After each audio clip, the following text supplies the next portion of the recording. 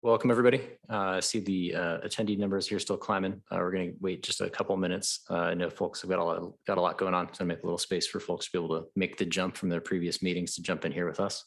I appreciate y'all taking the time, and we'll get started here in just a moment.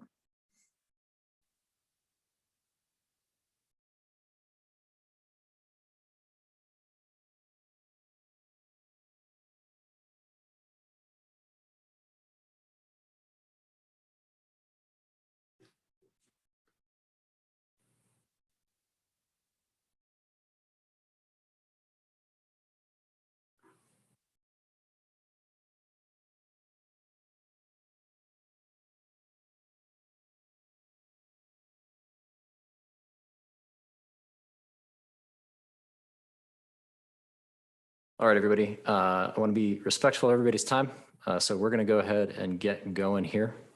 I am David Wolpoff. Everybody calls me Moose. I am the CTO and co-founder here at Randori.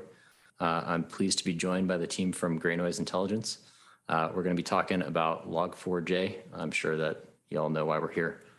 So we'll go ahead and get into it and go ahead and get started. Stuff that we're going to cover today, usual agenda for these types of things. I'll do a little bit of intro up front. We're going to try to get as quickly as we can into the technical so that you can get a sense of what's going on. And hopefully we can at least get you all able to walk out of here with a little bit better sense of how to get command of the situation, hopefully resolve what's going on. And of course, we're going to make lots of time for Q&A at the end. So if folks have questions, please queue those up in the Q&A. If you have not already submitted them, we'll be monitoring those and try to keep things rolling, keep the dialogue fun and informational here today. I know there's a lot going on. Whenever we're doing one of these webinars during what I will call a live and exciting incident, the one where everybody's been working all weekend, I like to give you all the bottom line up front, just so that you have a sense of what we're going to cover. You can get a good sense of whether this is the best use of your time. I assure you, we've got a great panel here. We've got a lot of information. I know the Q&A will be excellent at the end. But if you are currently working a CVSS 10 induced fire in your organization, here's the set of things that we're really going to hit. So if you want to hop and go patch madly in your environment, and yeah, you're going to have to make that judgment call for yourself, everybody. TLDR, we're here to talk about this 44.22.8, aka Log4 shell. This is in fact a big wowie of the CVSS 10, and it's a real one. It's not one of the ones that I downplay. This one's actually a good one for attackers to use. It's everywhere. It's being exploited. It's easy to exploit, and we still don't know everything, but we're going to give you as much information as we have.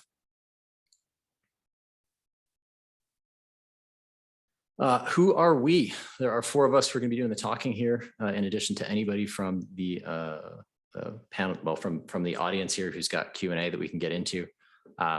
I am David Wolpoff. Everybody calls me Moose. I am the CTO and co-founder here at Randori. We do offensive cybersecurity and attack surface management, as well as automated red teaming. Usually if I'm in a room, I am the hacker or person used to breaking into stuff in the room. Given the distinguished panel we got here, I won't take that credit for myself today. I'm going to go ahead and let our panelists introduce themselves so you get a sense of who's here, who's on stage, and why they are here. And I'm going to start with you, Andrew. Hey, folks, my name is Andrew Morris. I'm the founder and CEO over at GreyNoise. GreyNoise is a cybersecurity company that's really focused on watching people who are scanning, attacking, and crawling the entire internet. In this particular case, the relevance of GreyNoise is that we operate a gigantic network of passive collector sensors that observe people that are scanning, crawling, and exploiting vulnerabilities out on the open internet. If GreyNoise sees something, that means that everybody sees it. And with that, Aaron, let me pass it over to you. Thanks, Andrew. My name is Aaron Portnoy. I run the R&D, research and development function here at Randori, mainly responsible for enabling our attack team to attack customers. So with regard to this vulnerability, I was the person responsible for first identifying that it was bad and enabling our attack team to then go use it and leverage it within hours of it first becoming public. And pass it off to Remy. Hi, I'm Remy. I'm a security researcher at GreyNoise Intelligence, and I look at the data collected from our sensors all around the internet and have been driving the effort in tracking the Log4j related activity. Well, thank you, everybody. And if it wasn't abundantly clear from the introductions, the reason we put this panel together is because we've got a team of folks who are watching what's going on in relation to the specific vulnerability, as well as a team of people who've been figuring out how to exploit folks using this vulnerability, which gives us pretty comprehensive coverage in terms of understanding what the heck is going on around us today. So I'm going to talk about the Log4j vulnerability, what to Log4j specifically. So Log4j is basically it's a logging library that's used in a lot of different stuff. So there's always going to be different complexity that you're going to be thinking about anytime there's a vulnerability that comes up in a piece of software. Log4j is code used by other code used by many applications, right? So Log4j is not one application that's used by a bunch of users. Log4j is a library that's used in a ton of different commercial off-the-shelf products, open source products, embedded systems, etc. And so Log4j is really commonly used out by lots and lots of different applications that use Java. One of the reasons that this situation is so particularly hairy, and it's the thing that I actually really want to highlight a lot here, is that Log4j is used by a ton of different things, even different products where the author didn't necessarily know that it was being used, because it can be used as a dependency of another dependency, etc. So Log4j is very commonly is a logging library that is very commonly used in Java applications. It also uses a number of different it has a number of different functionality that allows it to basically do things that are kind of similar to treating like a URI, fetching remote resources, etc. And that's one of the reasons, that was one of the cores of the technical bug that we're going to talk about here today. And it's been around for a long time. And the one thing that you really need to know here is that it's used by a tremendous amount of closed source and open source software in a tremendous amount of different devices. So in terms of why this particular bug is such a juicy one to an attacker, why it's very interesting to me, why it's been a thing that we're all here talking about, why we've all just spent, and I'm sure everybody in the audience has spent the last, 4 days in a panic room dealing with a crisis that has come out here, is that this particular vulnerability, although it looks complicated in a chart of all of the different callouts and how things move around and where the data goes, is incredibly easy to exploit. I'd say on a scale of 1 to 10, this is about a 1 in terms of difficulty to exploit for circumstances where it is exploitable. Conversely, because of the access that the applications often have, this is like a 10 out of 10 in terms of potential impact. So when you're talking about total compromise of some of the applications that we've proved exploitability of, it's just a tremendous opportunity for adversaries to do real bad. And then, of course, as everybody here has learned, we've been having to make sense over the past several days of all of the various mitigations and alternate fixes, compensations that we can apply, because there's been pretty limited availability of patches in the end applications. So it's been a dynamic circumstance that we're all trying to keep track of. Hopefully we'll be able to make a little bit of sense of this for all of you here. But if you learn nothing else about this, then stupid MS Paint graphics can make it to real webinars, is that this one is a real bug. This isn't one of those CVSS 10s that's been made a mountain out of a molehill. This is an actual mountain on its own. Andrew mentioned this earlier, but you may have heard of Java. It is everywhere. They're counting, I think, as many devices as McDonald's has served cheeseburgers or something on the same orders of magnitude, right? So when we're talking about the ubiquity of this, it's a tremendous logistical nightmare just to run down every place that this library's ended up, because it can be pulled in anywhere that Java can run. And so it's used everywhere, including many massive enterprise products like VMware and Jamf. And of course, it's being exploited actively in the wild. So there's a lot of craziness that we all got to go uncrazy as we make sense of the universe over the next coming weeks.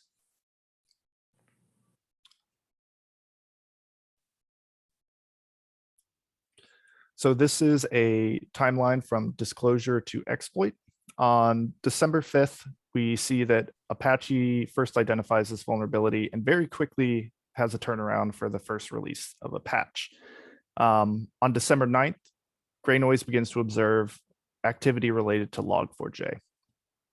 We see a very sharp uptick around the 9th and the 10th as public POCs begin to be available.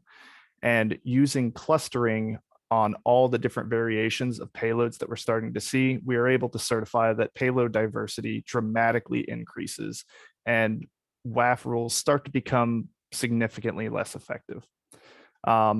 Just recently, on the 12th, we start to see application-specific payloads that are targeting very specific applications or containing parameters that only that specific application may accept. Next slide. This is the same graph as the previous page, but this is grouped by hour. So this large jump that you see is, I'm sorry. This large jump that you see is on December 12th at 9 p.m. UTC, where we see a roughly 5 times uptick in attempts from unique IPs within that hour.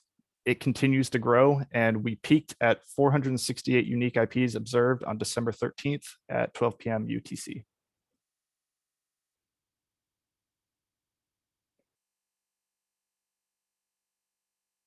So GreyNoise is great at showing the kind of bird's eye view. I want to put my attacker's hat on here and give you a little bit of perspective from Randoris' perspective as an attacker. So we do 2 things: attack surface management and then actual adversarial red team engagements.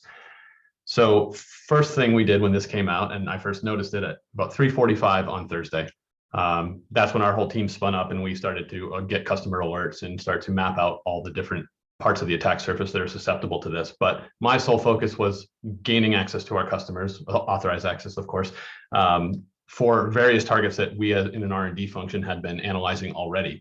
The 2 that I'm showing here is just kind of case studies, and the 2 that we were successful within hours of the first announcement of this vulnerability coming out were VMware Horizon and Jamf Pro.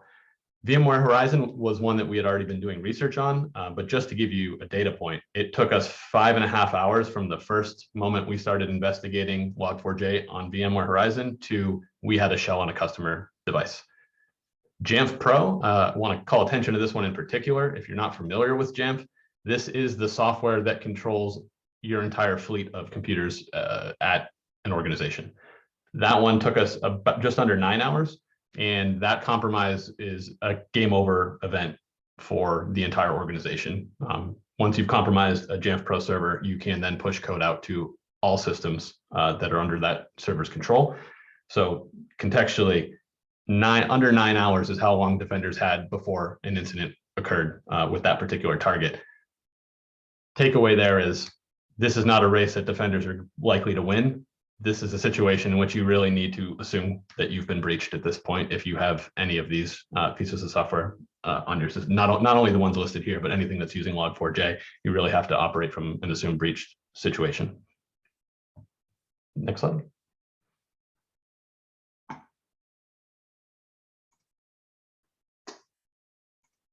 This is Remy. So what are we seeing in terms of active exploitation?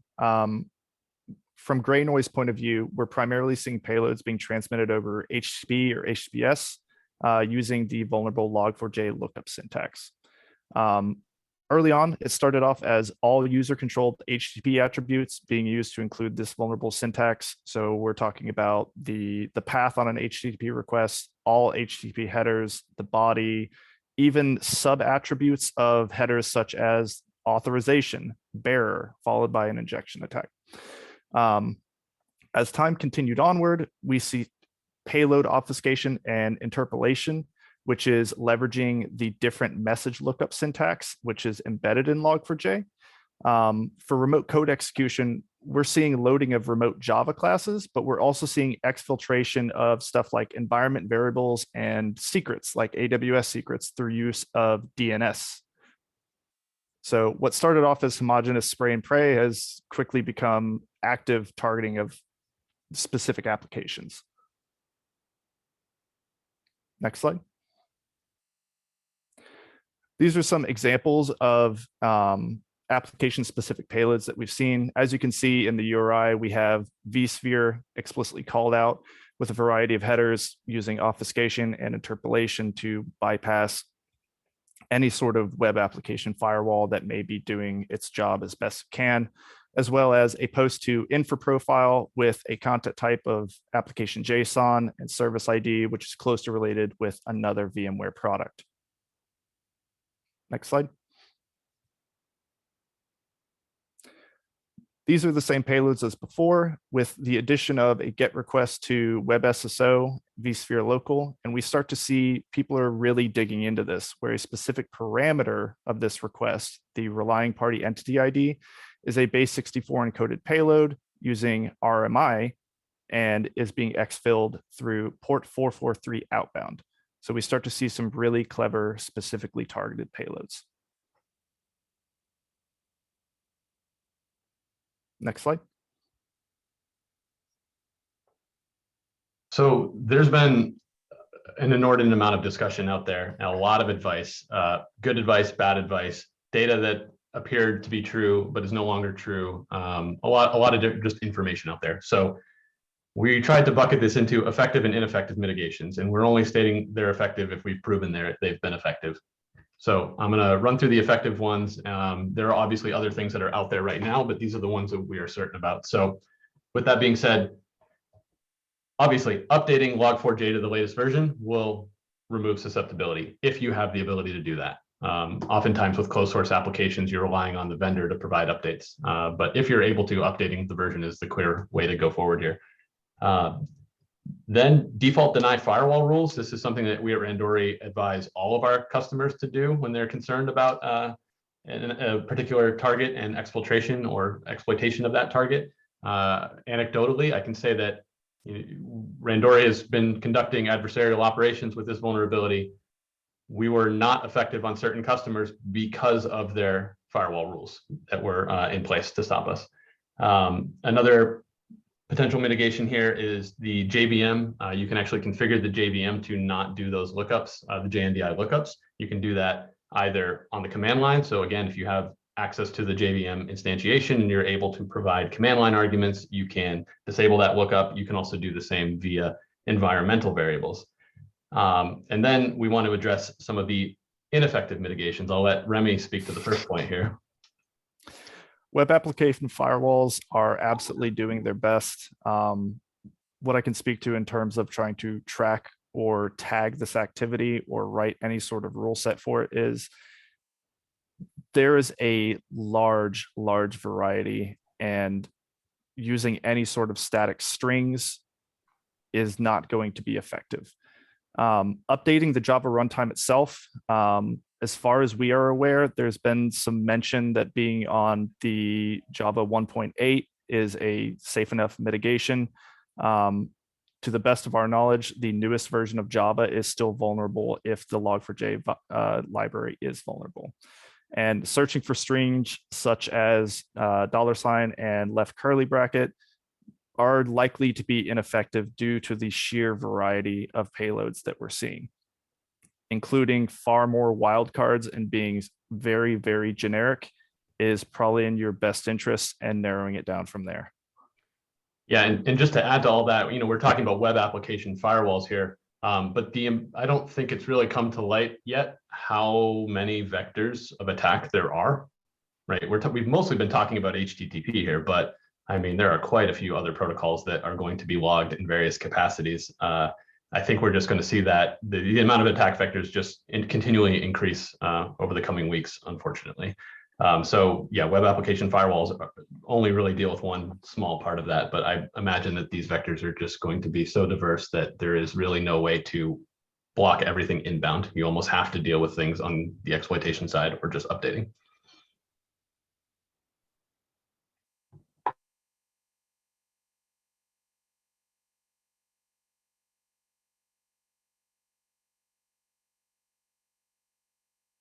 So as far as remediation, we talked about updating Log4j. If you can update Log4j, that is the best thing you can possibly do. If you have custom applications, so we categorize the remediation into two sections here. Custom applications meaning in your enterprise environment, you've got Java developers and they wrote some application. If that's the scenario, you want to identify everything you can that's using that library. You want to upgrade them if you can. If you cannot, you can use some of the mitigations that were mentioned prior in terms of disabling JNDI lookups. As I mentioned earlier, you want to be working from an assumed breach situation scenario perspective at this point. So monitoring systems that you have identified that are running Log4j, you are looking for bad behavior that is already on those systems, not necessarily future bad behavior that may be on that system. Implementing default deny policies is general guidance that we give out on most targets, and this would certainly prevent exploitation of this particular vulnerability, being that it requires a request to go inbound and then the actual exploitation is reaching back out. So if you're able to implement firewall policies to block that, we've seen that to be very effective. And then, of course, checking logs for signs of exploitation. Remy kind of mentioned that that's not maybe the best way to do it. It is certainly something as part of a defense in depth that you should be also watching all your logs. So that's talking about custom applications. The other section here is third-party software. Third-party software being, VMware Horizon or Jamf or other software like that may be closed source. So if you have access to the systems that software is running on, you probably want to do something like scan for the presence of the jar files. So on our blog post, we have hashes for all those jar files that are susceptible. You can search for those. If you identify those on disk, you can assume that that system may be susceptible. You can also ask the vendor for information, although they all tend to be very, very busy right now. It's in our experience, it's been very difficult getting answers from various vendors about the status of their patches and whether they themselves are compromised, which is difficult to deal with. And then again, the last two bullet points here are just general guidance that we would say, whether it's a custom application or third-party software, default deny, keep an eye on the logs, get as much telemetry from those systems as you possibly can, and look for aberrant behavior. Hey, Remy, Aaron, I'm going to come over the top for a second and just add on to the back here. After you've done whatever defenses you were going to do, whatever remediations you're going to do, if you're fixing, you're updating, you're firewalling, test that from outside of your network and confirm that those protections are actually working as you think they work. There's a tremendous amount of variability in configurations. Some of the configuration parameters, for instance, only affect certain versions of Log4j. So after you've done the thing that you think fixes it, you better make sure that you've actually gotten that fix in place.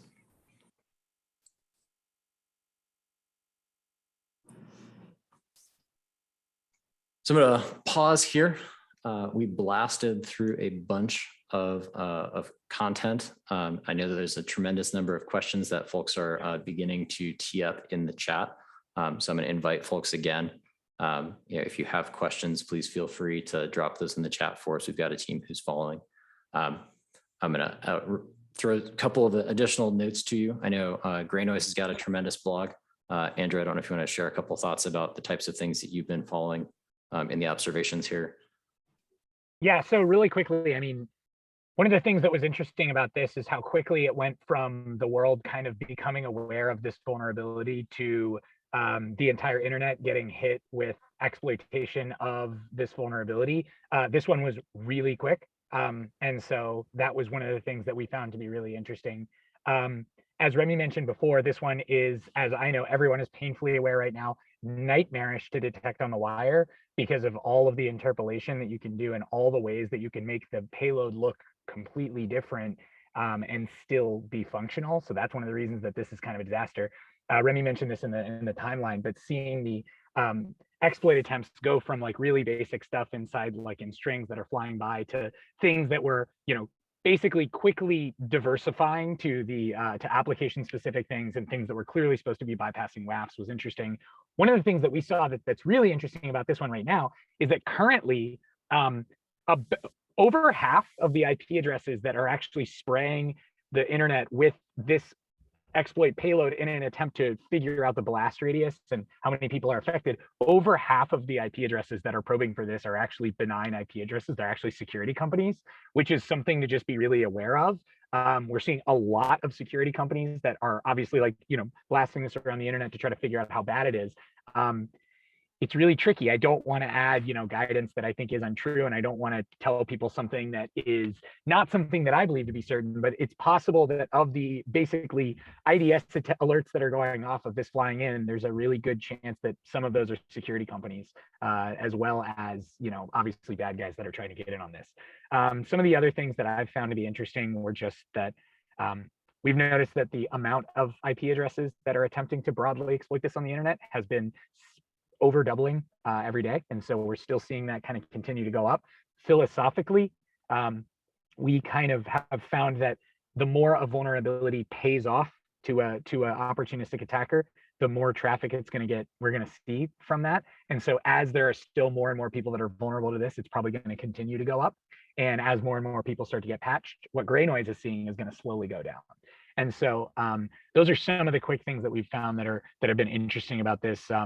Somebody specifically asked about the different handlers that are being used. Someone asked about LDAP, about basically exfil happening over LDAP over SSL. We are seeing that. Almost every which combination that this can be exploited, we are seeing happen at internet scale right now, which is one of the things that's what that really means is that we're watching in real time as a lot of the bad guys are starting to figure out new clever ways to exploit this vulnerability, and it's clearly paying off because that's one of the reasons that people are still doing it. Remy, do you want to add anything that you found that was interesting from your observations over the weekend, or at least right now? Absolutely. There was a very distinct time late on Friday night where the variations and payloads pretty much exploded, and any sort of rule set or static string checking kind of went out the window. We're seeing, because of the simplicity of attempting this vulnerability, we're seeing people take off-the-shelf tools for internet-wide scanning and just stuffing every single header possible with a payload attempt. So in terms of grouping this together, it quickly became the only viable way to kind of break this down so that a human could take a slice of this data and look at it to start to use clustering. Otherwise, you just have such a extremely large variation, you don't really have a hope of understanding. So as we start to break this down, we start to realize the scope and variability of it. I do want to reiterate that blocking outbound for DNS or RMI or any known protocol, if you don't know what your server is reaching out to and haven't explicitly allowed it, dropping it as a safety measure is probably a good idea. That's an awesome segue. So I'm going to push us into a little bit of Q&A. If you haven't done so, follow both of these cool teams on Twitters, as well as follow the ongoing blogs we both have going. We got links in the chat for all of that. I'm going to take Remy's cue, and I'm going to pull my current favorite question from the Q&A to the top, and take also the first crack at answering it. My favorite question is that, hey, what would we block? What do you mean by default deny? What is this thing that you're describing? And what we're actually talking about here is, hey, you have critical perimeter systems that quite often are only initiating outbound connections to a small number of resources. So I'm thinking of like Jamf or your VMware applications that accept incoming connections. So established related incoming is good, but they don't talk out to a lot of things. And so if you just tell your perimeter firewall outside of that, hey, don't let this box talk to everything on the internet. Don't let it talk to anything on the internet, and then only let it talk to things that it needs to. So maybe, and remember that shades of gray here are good, right? It's not binary, but as a great example, we've got folks who only allow their perimeter web servers to talk to the net block ranges associated with updates, and then everything else is rejected for outbound. And then they alert on any anomalous connection. In this case, if you blocked an outbound connection from your Jamf or from your VMware vCenter, you stopped the exploitation attempt, even though the trigger had occurred in the log parsing itself. So that's kind of one of the things that's definitely worth doing. I always tell people to do default deny for every perimeter system. Anything that's in what we used to call DMZs, like restrict what they're allowed to talk to. And yes, I'm fully aware that that gets harder as we have more integrated services online, but a little bit of default deny goes a long way. Before I jump to question 2, since I answered that one myself shamelessly, did I miss anything on the what would you actually block? Remy, Aaron, or Andrew? Nope. You No, hit all the I think high you covered points. it, actually. Yeah. Awesome. Yeah, I was going to say, I wouldn't try to do anything specific because this is such a fluid situation and all the methods are going to be changing. So you need something general and fundamental. Excellent. So there's a bunch of questions that we're getting around versions that are vulnerable. Would anybody here want to take a first crack at what's going on with the different versions of Log4j, which ones are and which ones are not vulnerable, and what do we know? Yeah, we've been looking at that internally here from our R&D team. There's conflicting data. So initially there were questions about Log4j version 1. The first mention of whether it was vulnerable was from a developer on the actual pull request on the GitHub for this vulnerability. And he said, yeah, it looks like it's probably vulnerable. That has evolved and changed to the point where I think where we've settled at this point is I would assume it's vulnerable. It is likely only vulnerable in particular configurations, and no one has yet run to ground specifically what those are. We're hoping to do so here shortly. Keep an eye on our blog. We're going to be updating that as soon as we have a conclusion, but we intend to provide some clarity on that. But generally speaking, I would just go ahead and assume anything Log4j should be updated at this point.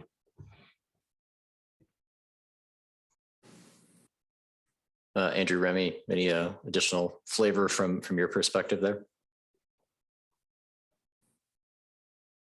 Alrighty. Hey, so another good question here. I always love the what if and what's coming series of questions, but a couple of folks threw at us, hey, is this going to be one of those things that gets to be wormable?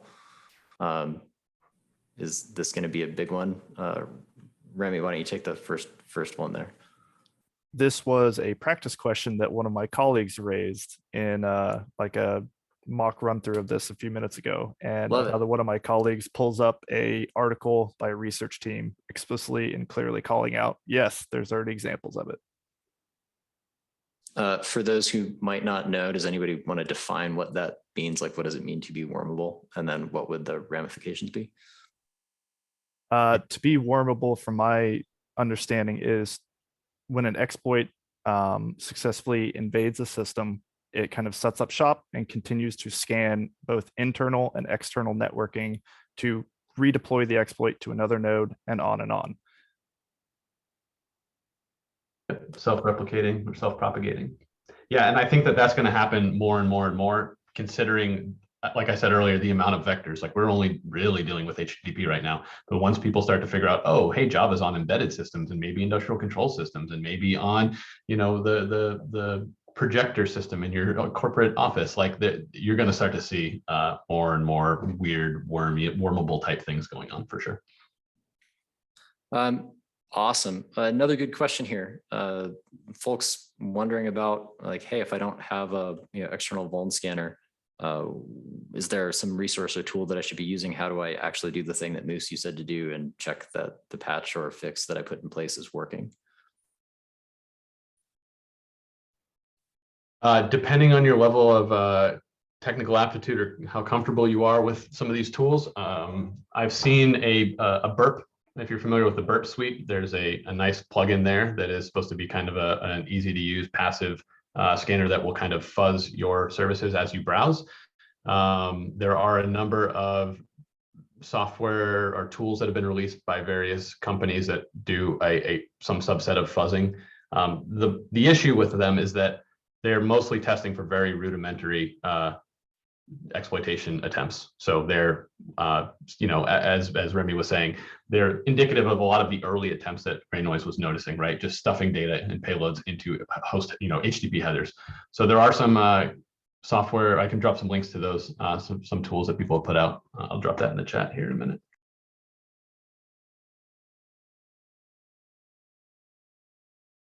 I'll do this shameless plug as well.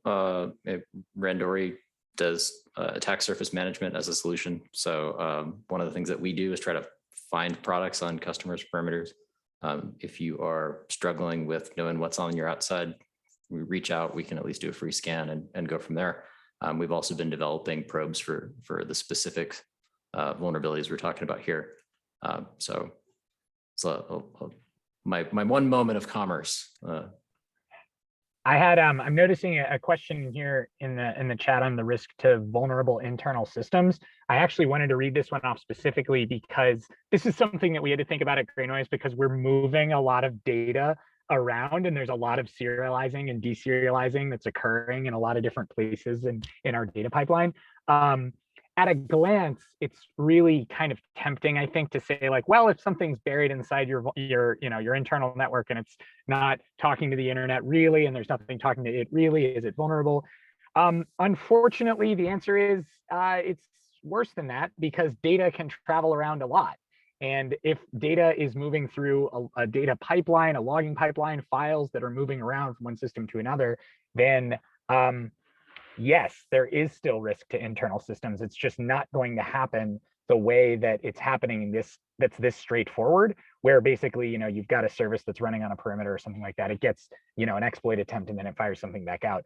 We're already seeing some like really crafty ways that people are trying to get the vulnerable payload to basically move throughout complex distributed systems. So I want to make sure that I'm sticking to things that are definitely true, and that I'm not creating any additional FUD. So I don't want to freak people out anymore. I wish that I could say that if something was on an internal network, it's not vulnerable. Unfortunately, that's not true. If something is on an internal network and it's vulnerable, it is still a risk. So that's just how it is, unfortunately. Yeah, on that note, we've actually seen callbacks that occur much later than when they were thrown. So someone throws an exploit and it could be 6 hours later you get a callback because of what Andrew's mentioning. Like maybe it's a log rotation, maybe it's an rsync that happens, like the data is being moved. It's very asynchronous. Couple of questions popping up from fan favorite commentators about the attack and patch script. I know Cybereason released a tool that you can use to attack yourself and kind of close the door behind you. Has anybody in the panel had a chance to look at those, and thoughts on effectiveness, how to think about those types of things? Yeah, I looked at that Cybereason vaccine, they called it, which it's a cool idea. This has been done before. It's basically use the vulnerability itself to patch the vulnerability. What they do is from my quick read of the code, is they use the vulnerability to dynamically in memory essentially remove references to the class that is susceptible to future exploitation attempts. That is likely effective.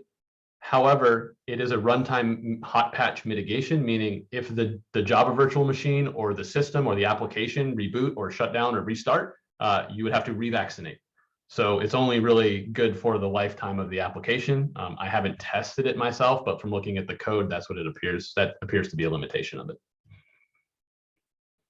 Yeah, that's awesome. I will also just remind folks that I saw somebody else remark that if somebody closes the door behind them, you might not know if you've been exploited. It is definitely worth going through the legwork if you have a system that is Log4j, it's on the internet, or it's in a path of something from the internet. That assume bad and then work your way back from there. I in past engagements have closed vulnerable holes behind myself, so I wouldn't put that past adversaries here. Other piece, when you're trying to fix these things dynamically like that, there's a lot of variability in the configurations and environments. And so the efficacy of those techniques might vary dependent on the particulars of the environment you're running in. Good question, Remy, that I'm going to throw at you. Is there anything unique about earlier exploitation or exploitation attempts that you saw versus what you're seeing today? So folks, I think the spirit of the question is, if people are worried that they may have been exploited early, are there particular IOCs that they could go looking for, or other indicators, ways to think about stuff maybe before the 9th versus after the 9th?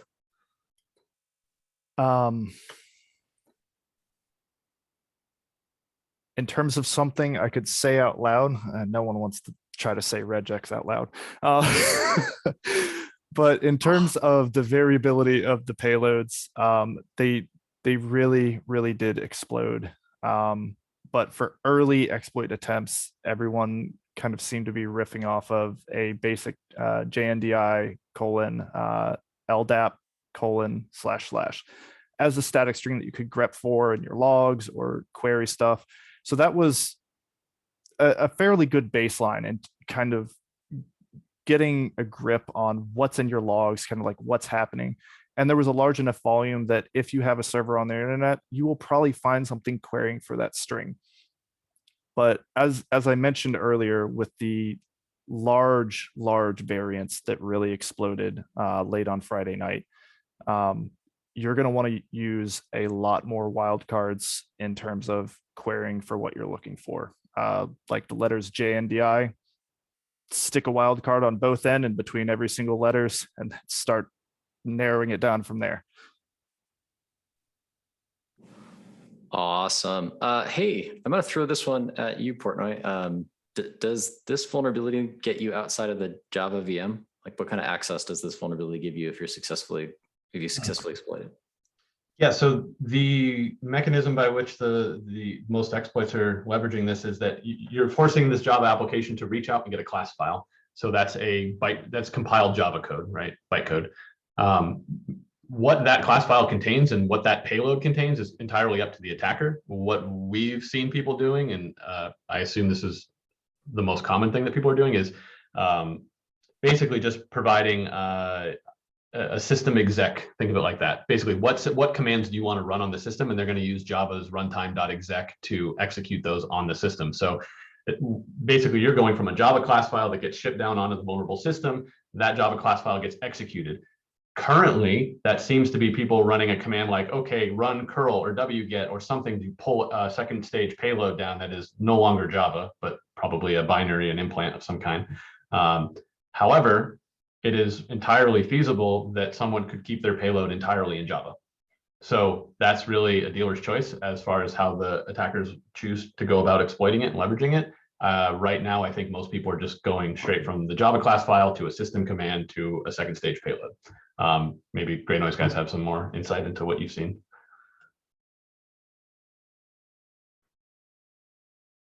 On let's see, we haven't actually seen anybody try to use, hang on, Remy, can you confirm this? Have we seen anybody, at least from the opportunistic exploitation side, do anything else? Have we seen anybody try to load remote Java classes from in our opportunistic exploitation side? Because I've mostly seen like system calls to wget, calls to curl, and other things like that, but I don't believe we've seen the remote Java classes. Have you seen that? So those commands are effectively loaded in the class that's returned from the server. To speak to your point, no, I have not seen any specific exploitation of those Java classes. And part of the reason for that is, as this really started to explode and, waking up and the internet's on fire, we made a conscious decision to focus on what we're good at: the data, tracking the activity, going as far as fetching payloads, investigating, starting to look at what attribution might look like, quickly became infeasible. And so we focused on getting the information that the community needed at this point in time out into the open. Yeah. So what I suspect you'll probably see is all the incident responders who have been called in over the weekend and this week, who are all doing all that hard work of identifying all the payloads and what actually is going on. You're probably going to see a lot of write-ups in this coming week about, hey, they did this payload and here's a different version. But as far as what I've seen so far, people are going quickest path to win. Quickest path to win is execute a wget and put a thing down and you're done. Yeah, I'll provide some additional commentary that there are, prior to this vulnerability being disclosed, there were Java serialization frameworks that pen testers and others had used for conducting attacks. Most of what I've seen are indicative of folks who are doing scanning or attacking that are based on that work that's been in the public space. So a lot of execute shell command as kind of the end game to get to whatever the next stage is. Would anybody want to comment about the particular protocols actually involved here? I know that there's a lot of folks, I think, who are trying to scratch at what they might try to filter or block or investigate based upon saying that there's a string in your logs that causes Java classes to be loaded sounds kind of scary.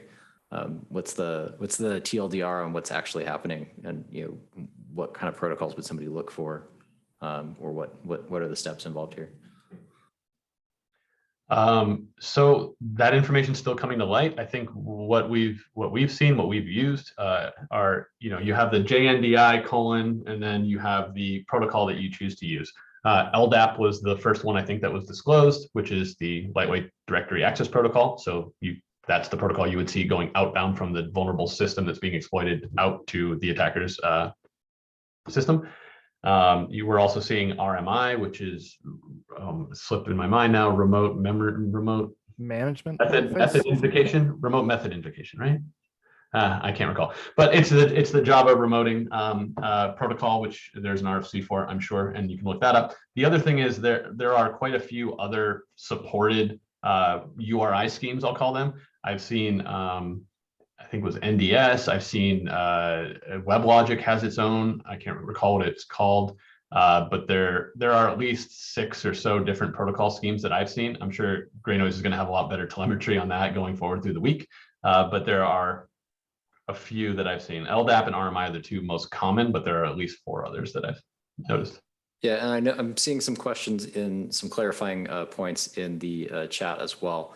There are a whole suite of remote method invocation tools in the Java toolbox, but only a small number of them are supported by the lookup interface used by Log4j. And so in the kind of Log4j world, the 2 big things that we see are LDAP and RMI. I think the LDAP is much more applicable for the older Java versions, and we see the RMI used more prolifically on the newer stuff. But from like what you would see and what you would block, obviously, if you've got your WAF at the front, you've got HTTP or other protocol, it's going to be really hard. We've talked about all the reasons why that can be very difficult here. And I'd love to get Remy back on his soapbox explaining about why this one's going to be difficult there. Once that malicious string is made into your logs, you're going to see at least 2 things that happen. One will be or probably 2 things will happen. One will probably be a DNS lookup to go figure out, like, hey, where is the server that I need to go get my malicious payload from? And then the actual call out via RMI. Note that the attacker can control both the server and the port used for that connection. And then that will basically deserialize an object on the far side, on the client, on the victim side. And that's where we'll see the execution of typically a shell command to do second stage access there. And then the protocols involved beyond that are going to be whatever you want. So you have kind of 2 opportunities for outbound connections that you could block. So DNS as well as TCP connections outbound. Yeah, speaking of that DNS one, someone in the chat just mentioned this, and thank you for providing the data. I couldn't recall some of the other protocols, NIS, IIOP, Corba. But to the DNS point, there's the most severe impact here is remote code execution, you'd think, right? And that's what most people are doing. But Moose had mentioned DNS is possible here. So what you're seeing is a lot of people exfiltrating environmental variables from the Java application via DNS. So if they use the DNS as the outbound, you can set the subdomain of the DNS query to be the environmental variable that you want to steal. The impact of that is the impact of what that environmental variable can do, which can be just as significant as RCE. In fact, it could be RCE on many things, or it could be complete access of PII. It could be all sorts of really devastating impacts. Yep, AWS keys, database passwords, to system administrator passwords. I've seen all of these things in clear text and environment variables going out. So lots of opportunity there.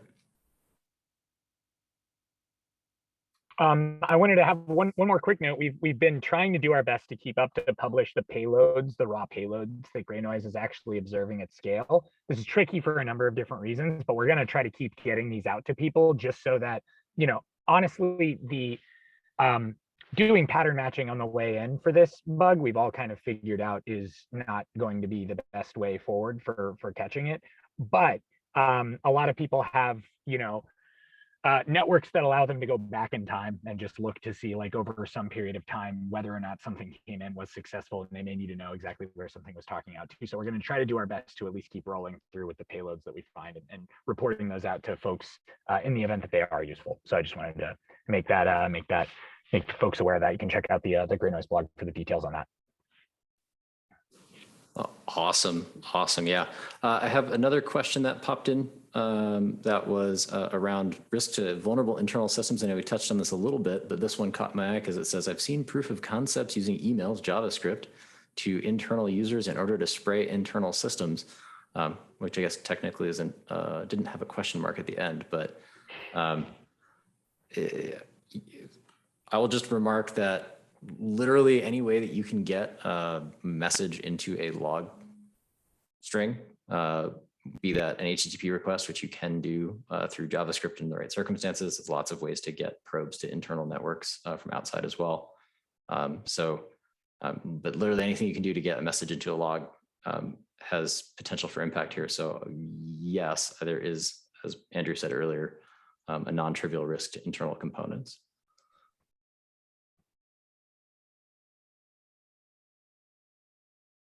But if you want to show or link to any examples that you're specifically looking at, I'd be happy to look at those as well.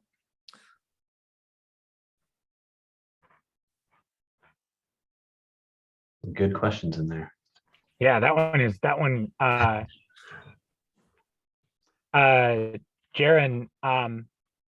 when is the storm going to hit and how bad is it going to be?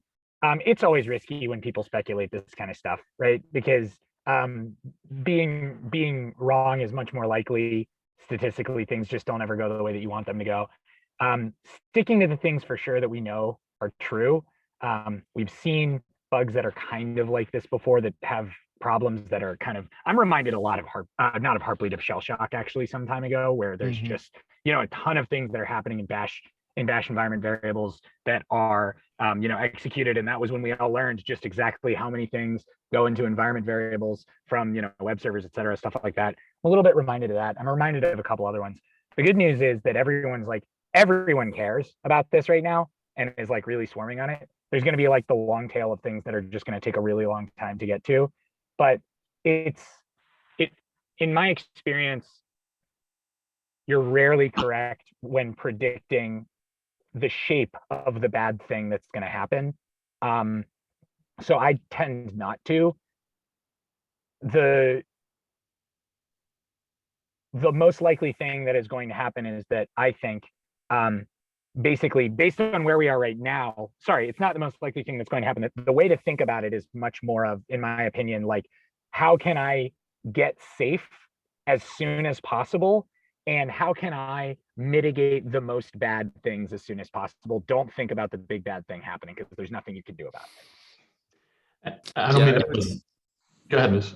I always like to remind folks that there's a lot of stuff to be very positive about. As Aaron mentioned earlier, we had a pretty high percentage of our Randori attack customers who were successfully defending against attacks leveraging this capability. And that was based on pretty aggressive DMZ strategy, default deny, and being able to detect and respond quickly. When I think about something like this, you're really treating a vulnerability that's in the public space as if it were a 0-day, right? You don't have a patch available yet. So what are all the other things that you can do, and what are all the other things you already did that help build the resilience institutionally against these types of capabilities? I recognize that most folks are going to be in firefighting mode right now. And it's going to be great for people to implement remediation specific to this vulnerability because you have the institutional will to do that right now. But it's, I think, even more important that you can get that extra half step to say, okay, what class of vulnerabilities is this thing reflective of? And which defenses have I implemented that are going to help me against that whole category of threats, so that the next time this happens, we're in a little bit better shape and we're not just chasing the patch again. And there are some fairly fundamental things that we can do that are pretty effective. So I highly encourage folks to figure out how much defense in depth and how much default deny they can possibly do, because a little bit goes a really long way. It is something to be positive about, because there are folks who are egress filtering and allow us for the win for sure. We are coming up on 5 minutes to the hour. I'm going to round the table here, ask if we've got any closing remarks from our panelists who I would like to thank for spending a flurry of hours prepping for a conversation. I know everybody's working short notice. And so I'm going to go to Remy, you first. I'll go to Aaron, you second, and then Andrew, I'll let you get the last word in here. And I'm going to ask each of you to try to think of something positive if you can. Something positive. If you see an exploit attempt, it'll be in the logs. Yeah, this is a CVS S10 and complexity is very, very low. But one of the most positive things that's come out of this is the sense of community and overwhelming support and sharing information coming out of this. It's been absolutely wonderful so far, and we're going to get through it together. Something positive, huh? Yeah, Aaron, what have you got? Well, your closing thoughts, and then I'm asking you to try to do something positive. All right, closing thoughts are, there are two main things that everyone should be paying attention to just generally with this as they develop, because this is a super fluid and dynamic situation. To me, the two things that are most interesting about this are, what are all the things that are affected because of the ubiquity of the diversity of targets and things. There are a lot of different efforts going on from various individuals and companies and government entities to try to get a handle on what are all the things, can we come up with a master list of everything that's vulnerable. That's something to pay attention to. And then the other side of it is, what are all the vectors? Because I keep harping on that everyone's focusing on, some of the easier protocols, but there absolutely are going to be some very strange looking vectors that will be emerging. Something positive, I just want to echo what Remy said. I've never seen so many people hop on this type of a issue before and really share information and collaborate and do so in a positive way. There's not a lot of grandstanding. Everyone is legitimately understanding and empathizing with how bad this is and how bad it is for defenders. And being that I'm an attacker, I have a bit of a unique perspective on it that makes me excited, but I have to keep in mind, there are a lot of people who were not as excited as I was this weekend. 100%. Andrew, take us home. So this vulnerability is forcing us to have a lot of really important conversations with ourselves that we need to have. I think one of the things that I feel really encouraged by is that people care a lot and that it's kind of made its way to mainstream. And so there's kind of a lot of people even outside the security community that care about this, which is great. I think our job should be in part to make sure that people outside of security have to care about security as little as possible. But I like that people do care in that way. I think we're forcing to think about the software that we run and kind of the software that our software runs on top of, and the budgets and the resources of the people who maintain that software. And so I think if there's one good thing that could come out of it, it's that we all would say, maybe we should invest more in a community and, in the open source developers who are writing and maintaining some of this stuff to make sure that they've got the resources and the time that they need for to push things out. So that's something that I'm really encouraged by. And I would say that there has been very little. I think there have been very few vendors that are attempting to really slimily, opportunistically take advantage of this that don't have anything useful to add. That's happened, I think, in a very limited way. So I've been really encouraged by the response in the security community. I would just end by saying that we still don't know a lot of the things that we don't know. The situation is very much developing right now. I can actually feel the fog of war on this as we're still going through, and we're doing our very best to only say things that are true. But in a big way, this one is big and hairy and complicated. So thanks for sticking. Awesome. Andrew, Remy, the entire GreyNoise team, thank you so much for everything that you're doing for the community here. Aaron, thank you for joining us. Appreciate you representing the Randori team and the Hawk. If anybody's still listening to us, check out the Twitters, check out the blog posts, and then more to come. We'll keep you updated with as much calm, factual stuff as Andrew and I can wrangle our teams into putting together. Thank you, everybody, for joining us, and look forward to a day that we're not meeting for this reason. So likewise. Thanks again. All right. Thanks so much, folks.